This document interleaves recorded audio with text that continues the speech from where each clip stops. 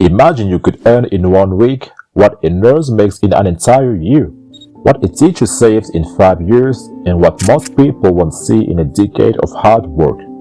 This is the reality of professional football today.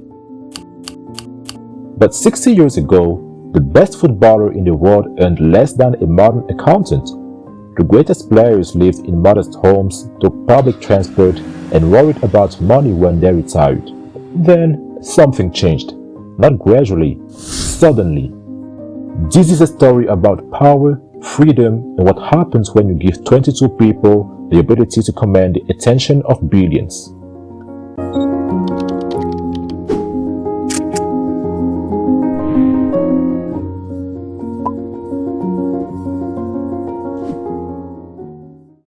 To understand where we are, we must first understand where we came from. And in the beginning, there were rules, invisible rules that governed how footballers lived, worked, and moved through the world. This is George Best. Belfast Boy, the Fifth Beatle, those were his nicknames. In 1968, he was arguably the best footballer on planet Earth. His weekly wage, around £1,000. In today's money, this is about £20,000 per week, or roughly £1,000,000 per year. Comfortable, yes, but not extraordinary. A successful surgeon or airline pilot could earn similar figures. Even the legends like Pelé or Maradona, who seemed to play a different game than everyone else, weren't wealthy by modern standards. Pelé's peak salary at Santos was around $200,000 annually. But here is what really mattered: the system. When your contract expired, you were not free.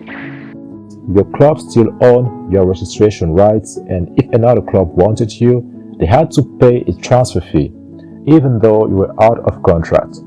Therefore, you could be the best player in the world, and if your club said no, you stayed. This was called the retain and transfer system. It was feudal, really. The clubs had the power, the players had the talent, but talent without freedom is just potential labor.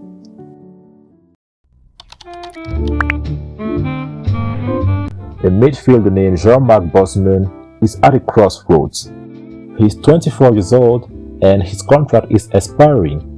He's been offered a new deal, but it's for 60% less money. Standard Liège wants him to take a massive pay cut or leave. Fortunately for him, a French club, USL Dunkirk, wants to sign him. Better wages, new opportunity. Bosman agrees. Well, everything seems straightforward, but Standard Liège demands a transfer fee. Dunkirk can't agree to the terms, so the deal collapses. Standard Liège won't let him go, but they also won't play him. In addition, they cut his wage by 75%. His career is stalling and his family is struggling. He is watching his prime years evaporate because of a system that treats him like property. So, in 1990, Jean-Marc does something radical. He sues. The transfer system violates EU law, specifically the right to free movement for workers within the European Union. 5 years later, Bosman's career essentially ends. Other players distance themselves, as challenging the system is professional suicide. The European Court of Justice in Luxembourg delivers its verdict. They rule in Bosman's favor. The decision says two revolutionary things. When a player contracts expire, they can move to any EU club for free, so no transfer fee. EU clubs cannot limit the number of EU players on their teams. The old quota system restricting foreign players is now gone. The shockwaves were immediate. Clubs realized they had to change everything. If a player contract was expiring, their leverage evaporated. Players could leave for nothing. Suddenly, agents and players had real power. The best players could demand better contracts or simply wait and move for free.